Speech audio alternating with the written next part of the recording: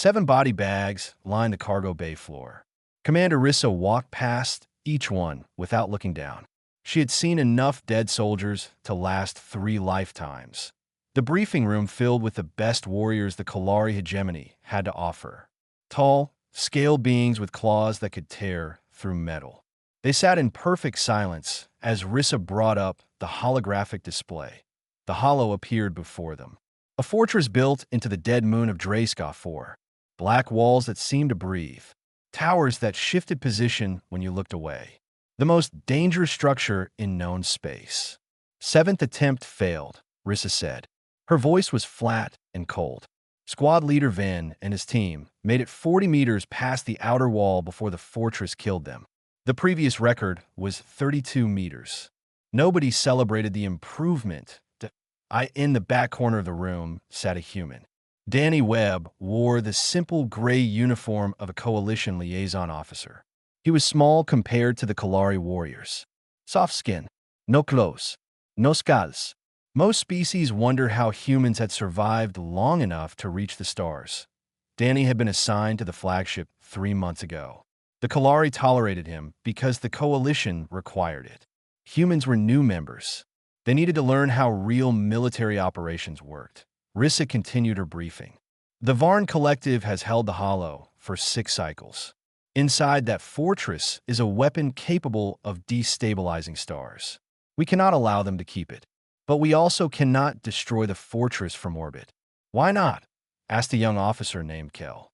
3 million enslaved workers, Rissa replied. Species from across the coalition. The Varn use them for labor and as shields. Orbital bombardment would kill them all. The room grew heavier with that knowledge. Danny raised his hand. Several Kalari turned to look at him with expressions of mild confusion. Humans and their strange customs. Rissa sighed. Yes, Liaison Webb. Has anyone tried just walking up and knocking? Silence filled the room. A few warriors made sounds that might have been laughter. Kel looked away, embarrassed for the human that Rissa's eyes narrowed. The fortress has killed over 200 of our finest soldiers. Elite commandos with the best equipment in the galaxy. Cloaking technology, plasma cutters, neural disruptors. Nothing works. The walls adapt. The defenses learn. And you suggest we knock? Danny shrugged. I was just asking. Then stop asking. Rissa turned back to her display. The coalition has authorized one final ground assault. After that, they will proceed with orbital bombardment regardless of civilian casualties. We have 12 days. The briefing ended. Warriors filed out to prepare for another mission that would probably kill them. Danny remained seated, staring at the holographic fortress rotating slowly in the empty room. Kel paused at the door. You should not have spoken, human. Commander Rissa lost her brother in the 3rd assault. She does not appreciate jokes about the Hollow.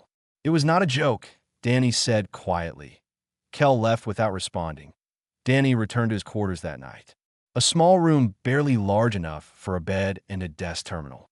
He had access to coalition databases as part of his liaison duties. Most humans use this access to study military tactics and weapon systems.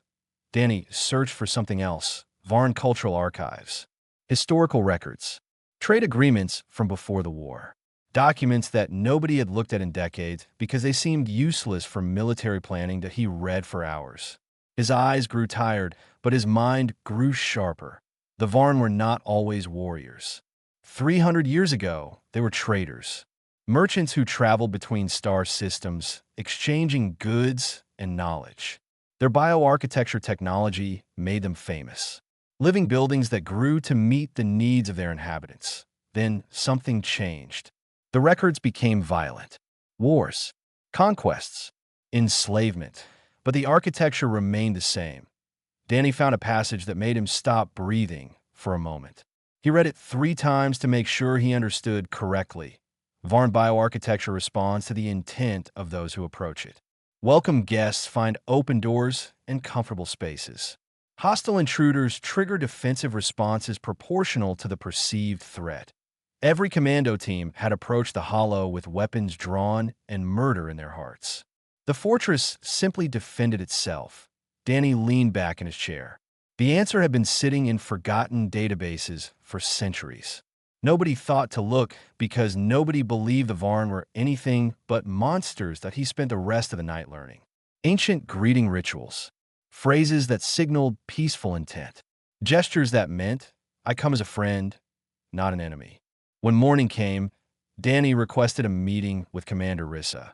She refused. He requested again. She refused again and threatened to have him confined to quarters. Danny went to the command deck anyway. Security guards blocked his path, but he simply stood there, waiting patiently. Humans were good at waiting.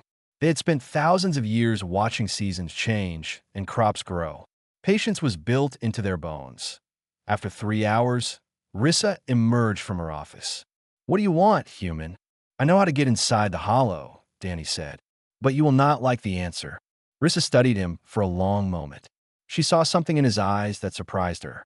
Not arrogance, not foolishness, something that looked almost like certainty. You have 5 minutes, she said. Danny smiled. 5 minutes was all he needed. Rissa listened without interrupting. That alone told Danny she was taking him seriously. The Varn were traitors, Danny explained. He projected documents onto her office display, ancient texts that had gathered digital dust for generations. Their bioarchitecture was never designed for war. It was designed to welcome customers and protect them during their stay. The Hollow has killed hundreds of soldiers, Rissa said. It does not seem very welcoming to me, because every soldier approached with hostile intent, weapons ready, hearts full of violence. The building responded to what it sensed. Danny pointed to a specific passage. Look here. The architecture reads emotional states. It adapts to match the threat level it perceives. Rissa leaned forward. Her scaled face showed no expression, but her eyes moved quickly across the text. You are suggesting the fortress only attacks because we attack first. Not exactly. I am suggesting it defends itself with equal force. Send 1 soldier with a knife, and you might face 1 guard. Send 50 soldiers with plasma rifles, and you face an army. And if someone approaches with no weapons at all, then, theoretically, they face nothing. Rissa made a sound that was not quite laughter. Theoretically? You want me to risk lives on a theory? I want to risk my life, Danny said. 1 human. No weapons. No automat. Just me walking up to the front door using the old Varn greeting rituals. The commander stared at him for a long time. Danny held her gaze without flinching. Humans were prey animals on their homeworld. They had learned to stand their ground against predators much larger than themselves. Your species has been part of the coalition for less than a decade, Rissa said finally. You have no military experience beyond basic training. You're soft and fragile and slow. Why would I send you into a situation that has killed elite warriors? Because elite warriors keep doing the same thing and expecting different results.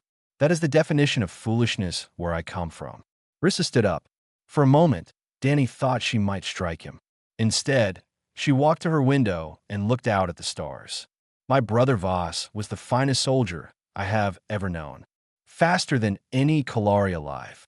Stronger than most machines. He could fight 6 opponents at once and win. Her voice grew quiet. The Hollow killed him in less than 10 seconds. Danny said nothing. Some moments required silence. I cannot authorize your mission, Rissa continued. If I send a human to his death, the coalition will investigate. There will be questions about why I allowed it. My career will suffer.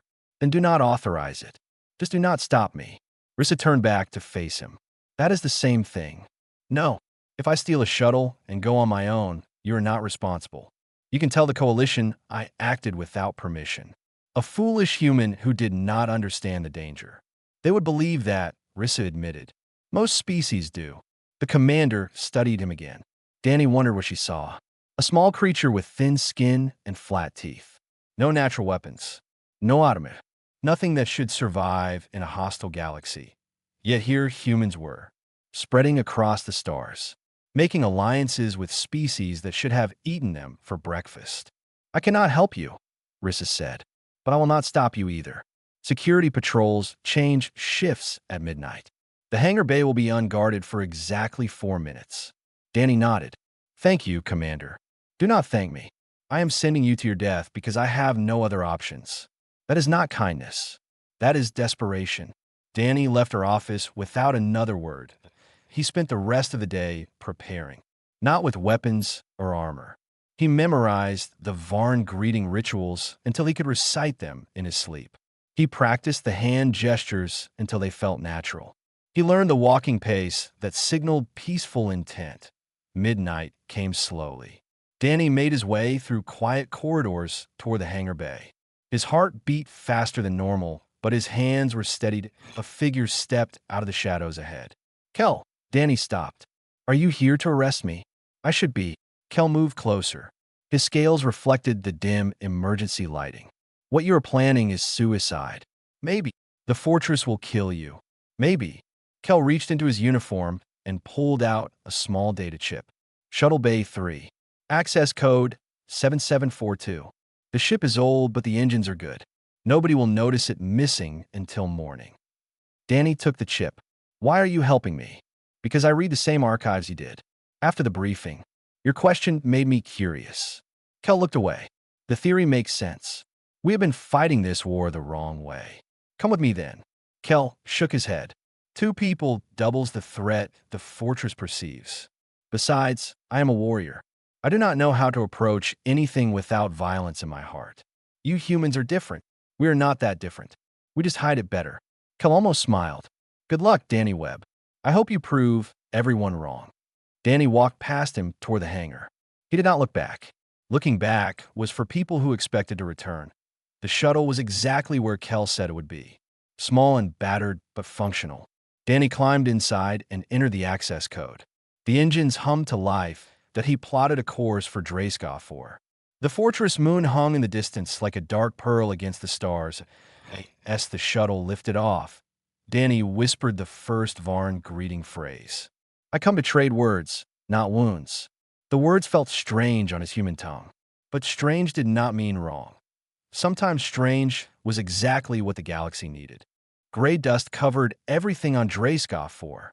No atmosphere, no wind, just endless silence and the faint tremor of tectonic activity deep below the surface. Danny landed the shuttle 2 kilometers from the hollow, far enough that the fortress sensors would not register him as an immediate threat, close enough that he could reach the walls before his oxygen ran out. He stepped onto the moon's surface in a basic environment suit, the thinnest model available. No armor plating, no built-in weapons, just enough protection to keep him breathing. The hollow rose from the gray landscape like a mountain made of nightmares. Black walls that glistened with moisture that should not exist in a vacuum. Towers that twisted at angles that hurt to look at. The whole structure seemed to pulse slowly, like a sleeping animal. Danny started walking. Coalition ships watched from orbit. Commander Rissa stood on her command deck with her arms crossed, staring at the tactical display. A single green that moved across the screen toward a mass of red. He is insane, said one of her officers. Perhaps, Rissa replied, but he is also brave. Those 2 things often look the same. On the surface, Danny counted his steps. 50 paces. Stop. Raise both hands with palms facing forward. Speak the words. I come to trade words, not wounds. His voice sounded strange through the suit's external speakers. Thin and weak against the vast silence of the moon. Nothing happened. He continued walking. The fortress began to respond at the 1 kilometer mark. Weapon systems emerged from the black walls. Organic cannons that looked like bone and muscle fused together. They tracked his movement with terrible precision. Danny stopped. He raised his hands. He spoke the words. The cannons did not fire, but they did not retract either. They waited, watching him with sensors that saw more than light and movement. He walked on. Rissa watched the green dot inch closer to the red mass. Her claws dug into her command chair without her noticing. Every officer on the deck held their breath. How is he still alive? Someone whispered. Danny asked himself the same question. The answer came from the archives he had memorized. The fortress responded to intent, not just action. Every commando team had approached with killing in their hearts. Danny approached with curiosity and hope. That it was not that he felt no fear. He felt more fear than he had ever experienced in his life. But fear was not hostility. Fear was just the reasonable response of a small creature facing something much larger than itself. Humans were very good at being afraid and moving forward anyway. Their history was full of moments like this. Crossing oceans in wooden boats, climbing mountains that killed more than they welcomed, walking on a moon of their own because someone said it could not be done. The outer wall loomed before him. Up close, the black surface writhed with slow movement, living tissue that grew and changed constantly. Danny could see seams where sections had healed over previous damage, scars from 7 assault attempts that he stopped at the base of the wall. A door existed somewhere here. The archives had described it, a gate that opened for welcome guests, but the gate had been sealed for centuries. No one had approached peacefully in all that time. Danny raised his hands one final time. I come to trade words, not wounds. I carry no weapons. I bring no army. I am one small being who wishes to speak. The wall trembled. On the flagship, alarms blared. Energy surge detected, an officer reported. Massive power buildup in the fortress defensive grid. Rissa grabbed the communication controls. All ships prepare for bombardment. On my command, we destroy the hollow. Commander, the civilians inside will die either way if that weapon activates. The bombardment fleet powered their weapons. Fingers hovered over firing controls across a dozen warships. On the surface, Danny did not move. The wall before him shifted and groaned. Black tissue pulled apart like healing skin, reopening an old wound. A door appeared, tall and narrow, shaped for beings different from humans. Light spilled out from within, not the harsh white of technology, but the soft glow of bioluminescence. Danny stared at the opening. Every instinct told him to run. Every logical thought agreed. The doorway looked like a mouth waiting to swallow him whole. He stepped forward. The darkness inside was not complete. Veins of soft blue light ran through the walls like rivers. The air smelled of salt and something older. Ancient chemistry from a species that had walked between stars before humans learned to make fire. Danny's suit registered breathable atmosphere. He removed his helmet and took a real breath. The door closed behind him. His communication signal vanished from coalition sensors. Rissa stared at the empty space where his green dot had been. Hold fire, she said quietly. Commander, hold fire. The human made it inside. She paused. Now we wait. The fleet lowered their weapons. Across the command deck, warriors who had never believed in prayer found themselves hoping for the first time in their lives. Inside the hollow, Danny Webb stood alone in the belly of the beast. The walls around him breathed slowly. Watching, waiting, he straightened his uniform, cleared his throat, and walked deeper into the darkness. The corridors rearranged themselves as Danny walked. Walls shifted. Passages opened and closed. The fortress was testing him, learning his patterns, deciding if he was truly harmless. Danny let it happen. He did not try to map his route or remember the way back. Escape was not the goal. Understanding was. Blue light guided him deeper. The air grew warmer. Sounds echoed from somewhere ahead. Not machine sounds, living sounds, movement and breathing and the quiet shuffle of feet. That he emerged into a vast chamber filled with cages. Thousands of them, stacked from floor to ceiling. Inside each cage, beings from across the galaxy huddled together. Species Danny recognized, and some he had never seen. All of them thin, all of them tired, all of them watching him with hollow eyes. The enslaved workers. Danny stopped walking. His chest tightened at the sight of so much suffering. 3 million lives trapped in this place. Worked until they broke and then replaced with fresh captures that a young creature pressed against the bars of the nearest cage. 4 arms, gray skin, eyes too large for its face. It opened its mouth and made a sound that Danny's translator could not process. I am sorry, Danny said. I do not understand. The creature pointed at him, then at the corridor behind, then back at him again. The meaning was clear enough. How are you free? I walked in through the front door, Danny replied. It opened because I asked nicely. The creature tilted its head in confusion. Around the chamber, other prisoners began to stir. Word spread through the cages in whispers and gestures. A human walked in. A human is free. Movement caught Danny's attention. A figure emerged from the shadows at the far end of the chamber. Tall and thin, with limbs that bent at wrong angles. Its body looked like an insect wrapped in flowing fabric. Compound eyes reflected the blue light of Varn Overseer. Danny forced himself to stand still. Running would trigger the defensive response. Fear was acceptable. Hostility was not. The Overseer approached slowly. Its movements were careful, almost cautious. When it spoke, the words came out in broken common tongue. "You carry no war. Why do you come?" Danny took a breath. "I came to talk." The Overseer made a clicking sound. Its compound eyes seemed to shift through several emotions at once. "Talk. Nobody talks. They fight. They die. They do not talk. I am different. You are human. Small. Soft. Weak." The Overseer moved closer. Danny could smell something like copper and honey. Why do humans think they can do what others cannot? Danny considered the question carefully. Because we have been small and soft and weak for a very long time. We learned to survive using things other than strength. What things? Words. Patience. The willingness to understand our enemies instead of just destroying them. The Overseer was silent for a long moment. Its compound eyes fixed on Danny without blinking. Then it turned and began walking toward a passage Danny had not noticed before. "Follow. The Elder will decide." Danny followed. The passage led downward through the living structure. The walls here were older, thicker. Scars from ancient battles marked the tissue. Whatever had happened to the Varn, it started long before the current war.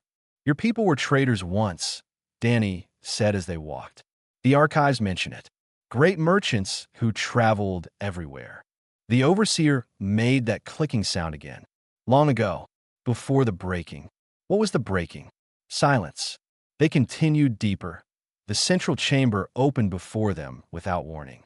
A space so large that Danny could not see the ceiling. In the center, a massive structure pulsed with energy. The weapon, the star killer that the Coalition feared. But something else occupied the chamber as well. A shape that dwarfed even the weapon. Old and twisted and covered in scars that made the walls look pristine. The Elder.IT moved slowly, uncurling from its resting position with the creaking of ancient joints. Hundreds of eyes opened along its body, each one focusing on Danny with terrible intensity. The Overseer stepped aside. Danny stood alone before a creature that could crush him without effort. Every survival instinct screamed at him to run. Instead, he sat down on the floor and crossed his legs. The Elder made a sound like grinding stone. "You do not flee. You do not attack. You sit. Running would be pointless. Fighting would be stupid. So I sit." Danny looked up at the massive eyes watching him. "I came to listen. If you want to talk, I am here. Why we talk to pray? Because you have been fighting for so long that you forgot talking was an option. Because your species built this fortress to welcome guests, not kill invaders. Because somewhere inside all this fear and violence, the traitors you used to be are still alive." The Elder went still. Every eye focused on Danny with new intensity. "You know our history. I read what was available, but I want to hear it from you. The real story. The one that turned merchants into conquerors." Slowly, painfully, the Elder lowered itself to Danny's level. Eyes that had seen centuries of war looked at a small human with something that might have been hope. "You would listen?" "Truly." Danny nodded. "For as long as it takes." The Elder began to speak.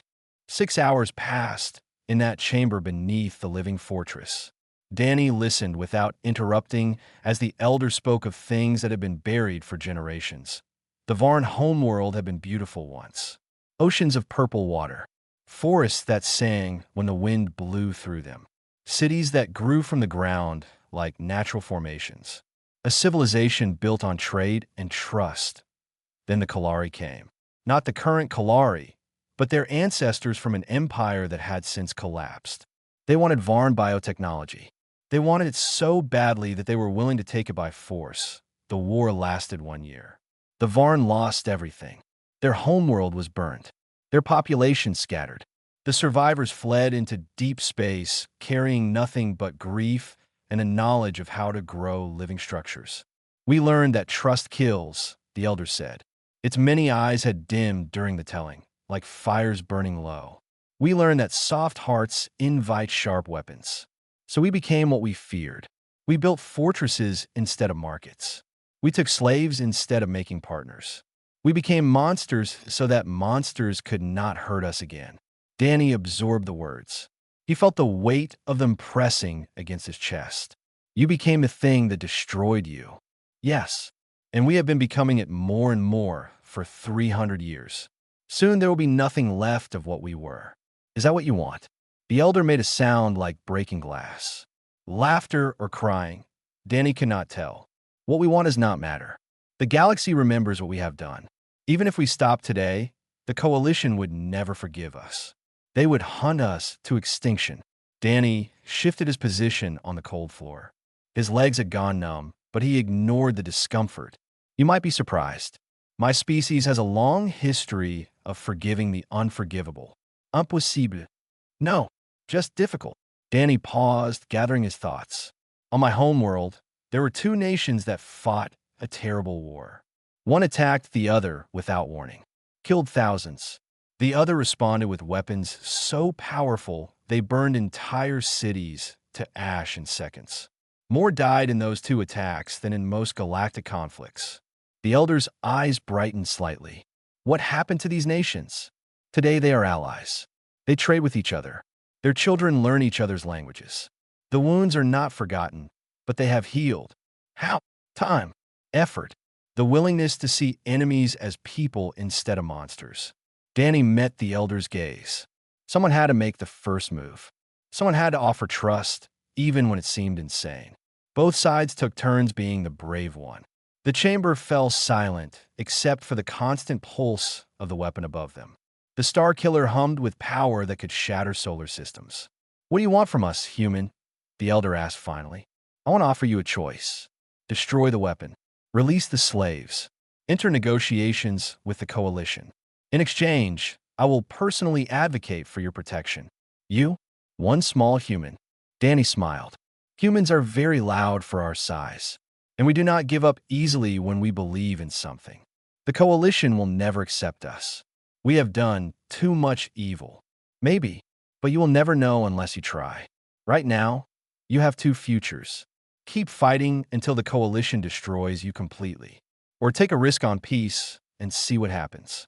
The elder was quiet for a long time. Danny could hear the fortress breathing around them, living walls processing this conversation and learning from it. Why do you care what happens to us? The elder asked. Your species has no history with the Varn. We have never traded. We have never fought. You have no reason to risk your life for our redemption. Danny thought about the question. He thought about the cages filled with suffering beings. He thought about Rissa's brother dying in 10 seconds. He thought about the Varn homeworld burning and children learning that trust meant death. Because someone has to start the cycle of healing. If not me, then who? If not now, then when? Danny stood up slowly, stretching his aching muscles. I am offering you my hand. What you do with it is your choice. The elder rose as well. Its massive form blocked out the light from the weapon above. For a moment, Danny felt certain he was about to die. Instead, the elder spoke a word in Old Varn that Danny's translator could not process. The overseer who had been watching from the shadows made a sound of shock. What did you say? Danny asked. I said yes. The elder moved toward the weapon controls. I said we will try your way, small human. We will see if trust can heal what violence has broken. Coalition sensors detected the change immediately. Energy readings from the hollow spiked to critical levels. Commander Rissa grabbed the communication controls. All ships fire. Fire now. Kel lunged across the deck and knocked her hand away from the panel. Wait, look at the readings. On the display, the energy signature shifted. It was not building toward destruction. It was collapsing, dissolving. The weapon was powering down. Rissa stared at the screen. That is impossible. Apparently not, Kel said quietly. Inside the fortress, Danny watched the Starkiller go dark for the first time in centuries. The elder turned back to face him. Now what? Danny grinned. Now comes the hard part. The main gate of the hollow opened at dawn. Coalition ships watched from orbit as 3 million prisoners began walking out into the gray dust of Drayskov 4. They moved slowly, blinking in light they had not seen for years. Many collapsed from exhaustion. Medical teams scrambled to provide aid. Rissa stood at the landing zone as shuttle after shuttle lifted survivors to the fleet. Her expression shifted between disbelief and something that might have been shame. All those assault teams, all those deaths, and a single human had accomplished what her finest warriors could not. Danny emerged from the fortress last. The Elder walked beside him, its massive form casting long shadows across the moon's surface. Around them, Varn overseers followed in silent procession, not as captors, as witnesses to the end of everything they had known. "Commander Rissa," Danny said as he approached. "May I introduce the Elder of the Varn Collective? They wish to discuss terms for peace." Rissa looked at the alien creature towering above her. 300 years of war. Thousands of Kalari dead, including her brother. Every instinct told her to order the bombardment. Instead, she remembered the slaves now being loaded onto medical ships. Millions of lives saved because one human refused to accept that violence was the only answer. "We will talk," Rissa said slowly. "I make no promises beyond that." The Elder bowed its massive head. "Talk is all we ask. It is more than we deserve." Negotiations lasted 11 months. They were difficult in ways that Danny had expected and painful in ways he had not. The Varn had committed genuine atrocities. Victims demanded justice. Coalition members wanted blood. Danny spoke at every session. He reminded them of the Varn homeworld burning. He showed them records of Kalari ancestors committing the same crimes they now condemned. He asked uncomfortable questions about cycles of violence and who had the courage to break them. Progress came slowly. 2 steps forward, 1 step back. Some days it felt hopeless. Some days it felt worse than hopeless. But it came. The treaty was signed on a neutral station far from any homeworld. Representatives from 60 species gathered to witness history being made. The Varn surrendered their weapons technology. They released all remaining prisoners. They agreed to reparations that would take generations to pay. In exchange, they received protection, a chance to rebuild, permission to exist. Kel found Danny after the ceremony, standing alone at a viewport watching ships depart. "You look tired." "I'm tired." Danny smiled anyway. "But the good kind of tired. The kind that means you actually did something." "What will you do now?" "The Coalition has offered me a position as diplomatic liaison to the Varn territories. Someone needs to help them rebuild. Someone needs to make sure the treaty holds." Danny shrugged. "Seems like work I'm suited for. You will spend your life among former enemies." "They were never my enemies.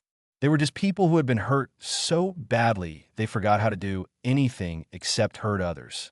That is true for most enemies, when you look closely enough." Kel was silent for a moment. "I never understood humans before. Your species seemed so weak, so limited. Now I think I was looking at the wrong things." "What do you see now?" "I see a species that survived by making friends instead of conquering enemies. I see creatures who walk into danger not because they are fearless, but because they believe the risk is worth taking." Kel placed a clawed hand on Danny's shoulder. "I see hope." 1 year later, Danny walked through the streets of a new Varn settlement on a world the Coalition had given them. It was small, modest, nothing like the fortresses they once built. But it was growing. He walked everywhere instead of taking transport. People had started to notice. Some Varn elders said it reminded them of the old greeting rituals. Approaching slowly, signaling peaceful intent with every step that a young Varn child approached him on the street. Its compound eyes had not yet hardened into the suspicious stare of adults. It held something in its small hands. A carved stone, polished smooth. An old trading gift from before the breaking. Danny knelt down to accept it. He made the proper gestures. He spoke the ritual words that signaled welcome and gratitude. The child's parent watched from nearby. An overseer who had once guarded slave cages in the hollow. Their eyes met Danny's across the distance. No words passed between them.